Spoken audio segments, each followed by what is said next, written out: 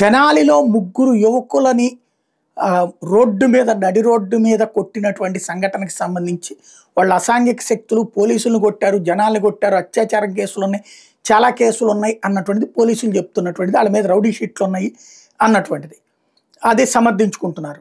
అదే సందర్భంలో ఇప్పుడు దాని మీద నిజ నిర్ధారణ కమిటీ ఒక విచిత్రమైనటువంటి రివర్స్ పాయింట్ని చెప్పుకొచ్చింది.